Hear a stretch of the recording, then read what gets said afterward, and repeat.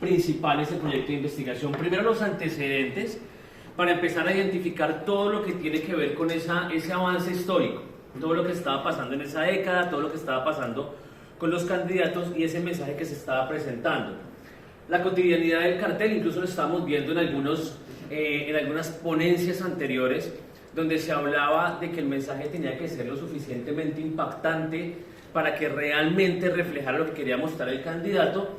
Y finalmente la construcción desde la parte, o el análisis, perdón, desde la parte de la semiótica y el diseño publicitario. Entonces empezamos con una recopilación de avisos a nivel de antecedentes. Obviamente, como les decía, empezamos a trabajar desde los 80s, cuando había una incidencia muy fuerte en temas sociales y culturales en Colombia, pero empezamos a trabajar todo lo que tenía que ver con la propaganda bélica y el cartel a nivel guerrerista. Desde la Primera y la Segunda Guerra Mundial, cuando se utilizó el diseño gráfico como una herramienta para poder convencer a los jóvenes para enlistarse en los ejércitos.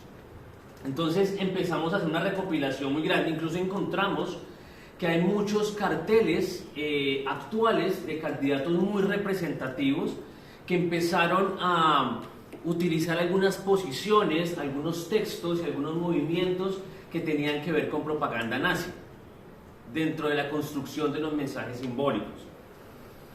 Empezamos a mirar diferentes tipos de referentes, diferentes tipos de construcciones de mensajes, desde la época del cartel suizo, desde la época del cartel polaco, de cómo se empezaba a mostrar el cartel como un elemento de generación o de construcción social, de mejorar lo que estaba pasando después de una guerra, lo que estaba pasando en medio de una guerra, y cómo a partir de los mensajes que se generaban en los carteles se estaba mostrando o el apoyo a lo que estaba pasando como la guerra, o se apoyaba una construcción social, un mejoramiento social.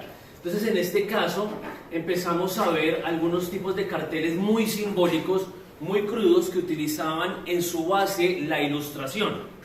En otros casos, mucho más adelante se empezó a trabajar la fotografía, pero acá se tenía la libertad de poder trabajar la ilustración y empezar a mostrar elementos muy crudos.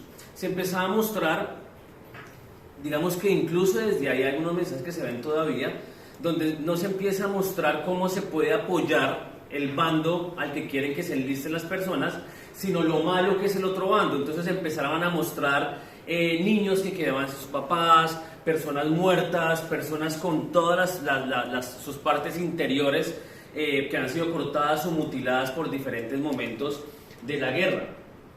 Luego empezamos a ver elementos muy simbólicos, como las posiciones de los gobernantes o de las personas que tenían un referente simbólico muy importante, empezaban a mostrar la importancia de algunos elementos que generaban un simbolismo muy importante en el momento, ¿sí? De ahí se empieza a mostrar todo lo que tiene que ver con las posiciones de algunos candidatos actuales, con la mano levantada, con la mano en el piso, si está abierta, si está cerrada, y cada elemento o cada posición que se tenga es muy importante, y nada, incluso aunque también aplica para la política o para la comunicación política, es como una premisa que utilizamos para los estudiantes de diseño gráfico. Absolutamente nada de lo que nosotros hagamos o pongamos en una pieza gráfica es gratuito. Si el candidato, si la persona tiene la mano levantada, es porque está comunicando algo. Si ponemos un color, está comunicando algo. Absolutamente todo lo que pase acá está mostrando algo o está reflejando algo, desde el mensaje y también incluso lo que se está diciendo o lo que se está mostrando.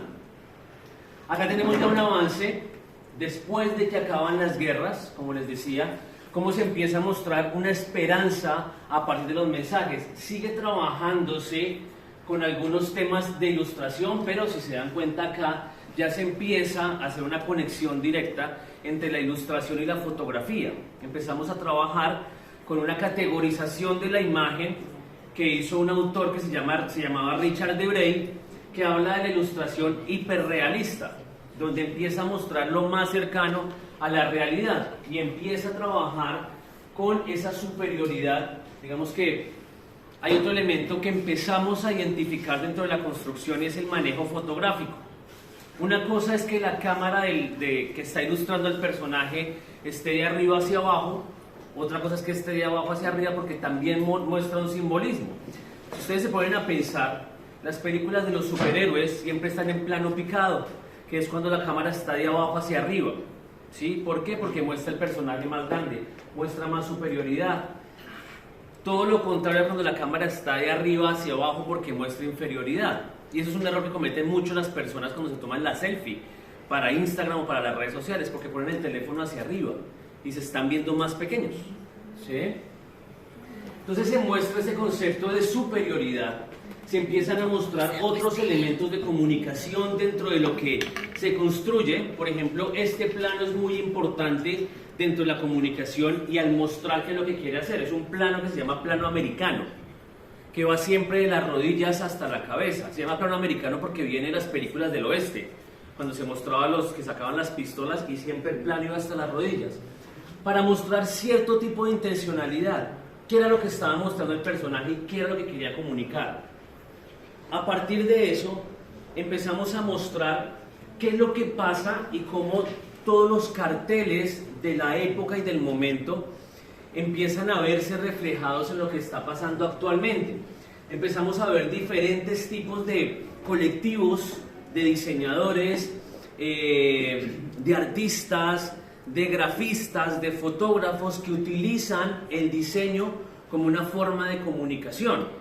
Aparece o hay una relación directa entre el diseño gráfico y el expresionismo. Se veía incluso, digamos que viene desde la época, pero casualmente en Colombia tuvimos un hecho particular hace 1 o 2 años, que fue cuando todos los jóvenes en Colombia salieron a marchar por inconformidades frente a muchas cosas que estaban pasando en el país. Muchas personas trabajaron o apoyaron la marcha de manera gratuita. Entonces aparecieron los abogados que decían que si a usted lo echaban del trabajo o lo sacaban del trabajo por haber asistido a la marcha, esos abogados lo representaban. Habían enfermeros, doctores que decían que si de pronto por algún abuso policial había algún enfermo, ellos lo curaban, pero el diseño gráfico tuvo una incidencia muy grande porque todos los jóvenes que eran diseñadores empezaron a hacer carteles, afiches, camisetas, pendones, muchos elementos gráficos que se convirtieron en una forma de comunicación. Volvió a renacer incluso algo que estaba muy oculto pero que se utilizó para mostrar esa inconformidad, que fue el graffiti. Y muchas partes de la ciudad estaban grafitadas y estaban mostrando algo que estaba pasando. A partir de eso empezamos a mirar o empezamos a hablar de 3 elementos principales.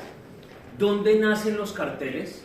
¿Sí? ¿Dónde nacen esos carteles que nosotros vemos en la ciudad de Bogotá específicamente o a lo largo del país, mostrando algún inconformismo o algo que esté sucediendo en el momento? ¿Quién lo circula? Porque si ustedes se dan cuenta, hay muchas personas que generan este tipo de publicidad exterior, por llamarlo de alguna manera, o cartelismo, que no son tan conocidos. Los grafiteros no se hacen conocer y de hecho el arte urbano, que también se convierte en el cartel, es algo que todavía está prohibido. Tenemos el caso particular de un movimiento que se hizo, que fue dejar que los grafiteros colombianos pintaran las bases de los puentes peatonales en Bogotá. El experimento tenía que pasar a lo largo de Bogotá y todos los puentes tenían que estar pintados, pero el experimento se les cayó en el primer intento, porque al pintar el primer puente, uno de los grafiteros más reconocidos en Colombia, que es Toxicómano Urbano, en una de las bases de los puentes pintó un policía que se estaba riendo y se estaba ufanando encima de unos cráneos, y él decía que eran los muertos que habían resultado de las marchas del año pasado. Entonces obligaron al grafitero, a borrar ese muro y pues el experimento se cayó. Empezamos a desarrollar diferentes tipos de análisis dentro de esa perspectiva y encontramos otro tipo de elementos, otro tipo de técnicas incluso de grabación. Ya no eran los grafiteros, ya no era el afiche en papel, sino empezamos a ver otras técnicas de composición. La fotoserigrafía, que viene de un colectivo que es el Taller Cuatro Rojo, que fueron muchas personas, muchos artistas de diferentes nacionalidades. De hecho, se me escapa en este momento, hay un autor que hizo parte del Taller Cuatro Rojo y sigue vivo. De hecho, está en Colombia, es un italiano que está dictando clase en una de las universidades más importantes de Bogotá en diseño gráfico. Y empiezan a hacer este tipo de impresión, fotoserigrafía, que es impresión en telas, pero a partir de montajes o fotomontajes que desarrollan diferentes tipos de simbolismos y permiten generar otro tipo de comunicación u otro tipo de construcción. Y empezamos a hablar entonces de ese análisis de la imagen. Y empezamos a ver cómo desde la imagen se empiezan a construir diferentes simbolismos a partir de teorías de semiólogos muy importantes. Voy a hacer un experimento con ustedes.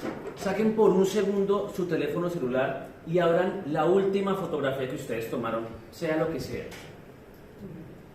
¿Cuál es la última foto que ustedes tomaron? Si ustedes la miran, esa fotografía, ustedes tienen el contexto de lo que pasó. Posiblemente puede ser una foto que esté acá, que esté aquí de la cumbre, de algo de comida, de lo que ustedes vieron en la calle, de algo de la arquitectura argentina, lo que a ustedes les haya parecido interesante. Ustedes tienen ahí definido cuál es el simbolismo de esa imagen. Pero pónganse a pensar por un segundo qué otro significado le pueden dar a esa imagen. ¿Qué otro contexto le pueden dar a esa imagen? Si es la arquitectura, ok, cambien la arquitectura. Bueno, no es la arquitectura, puede que en ese edificio pasó algo. Si es un plato de comida que ustedes iban pasando y les pareció bonito, le tomaron la foto. Si es a una persona, ¿qué significa esa persona? Y ahí empezamos a hablar de la teoría más importante que empezamos a trabajar en el proyecto de investigación, que es la semiología. Y hay un autor principal que empezó a hablar de lo que tiene que ver con el análisis semiótico, que es Roland Barthes. Un personaje que nos enseñó que había muchas formas de comunicarnos, no solamente hablándole a la otra persona, sino cómo nos comunicamos por medio de la fotografía, de las películas, de la música, de diferentes tipos de elementos o de medios de comunicación. Y él habla de dos palabras muy importantes, de la connotación y la denotación. La denotación es lo que acaba de pasar del significado que ustedes no le pueden cambiar a la imagen que tomaron. Si yo busco en el diccionario la definición de la palabra manzana, por ejemplo, yo no puedo cambiarla. Una fruta que se da en tal clima, de tal color, en las montañas de no sé, de la taxonomía o la familia de algo. ¿Sí? Eso no lo puedo cambiar y ese es el significado denotativo. Pero yo puedo cambiarle el significado dependiendo del contexto, porque por eso hablamos de la gran manzana, de la manzana de Adán, de la manzana de la discordia, de la vuelta a la manzana, le decimos en Colombia, diferentes significados, y a partir de eso trabajamos este simbolismo o estos simbolismos. Trabajamos con tres autores principales: Ferdinand de Saussure, Charles Peirce y Roland Barthes. Ferdinand de Saussure fue el primer lingüista semiólogo que habló de los significados de las palabras. Habló de una palabra muy importante, del signo. Del signo que, sin entrar en palabras tan técnicas, está dividido en dos palabras: significado y significante. Significante, ¿cuál es el sonido que tiene una palabra? Y el significado es lo que se nos viene a la cabeza cada vez que escuchamos esa palabra. Y empezó a definir la construcción de las palabras a partir de sílabas, es decir, de los morfemas y de los fonemas, de cómo suenan. Luego pasamos a Charles Peirce, que tiene que ver con la definición de los mensajes a partir de la experiencia. Si yo le pregunto a cada uno de ustedes qué significa o que defina con una sola palabra, lo que si le viene a la cabeza, si le digo vacaciones, para cada uno el significado va a ser diferente. Para alguien puede ser playa, para alguien puede ser una finca, para alguien puede ser cama, para alguien puede ser hacer diligencias, muchas cosas. Pero van de la mano con esto, con las experiencias. Y lo que les decía ahorita de Roland Barthes, que empieza a desarrollar ese sistema de comunicación. A partir de esa construcción o de esa definición, hablamos de 4 elementos principales que definen el cartel político. El primero es el personaje, el candidato. El segundo es el contexto en el que se desarrolla. El tercero, los colores que se manejan. Y el cuarto, el texto. Empezar a mirar cuáles son los personajes, qué es lo que está mostrando el personaje. Y por eso les decía inicialmente que hablamos de los arquetipos. ¿Qué arquetipo quiere presentar este candidato? ¿Quiere ser el salvador? ¿Quiere ser el vengador? ¿Quiere ser el inteligente? ¿Quiere ser la persona tranquila? ¿O quiere ser el bonachón? Y así hay muchos personajes o muchos arquetipos que se van presentando. Ahorita sino en otra ponencia se hablaba, y hay una frase, digamos un pensamiento que se está trabajando mucho, y es que si los candidatos quieren llegar a los jóvenes, entonces se ponen a bailar en TikTok, ¿sí? Y no es la idea. En Colombia tuvimos en las últimas elecciones presidenciales tuvimos 2 polos muy opuestos que quisieron captar la atención de los jóvenes. El primero se la pasó bailando en TikTok, ¿sí? Todo el tiempo. Y el segundo, que fue tuvo la segunda oportunidad de lanzarse como candidato presidencial. En la primera parecía muy encorbatado, muy serio, muy estricto con la política y las opciones que tenía.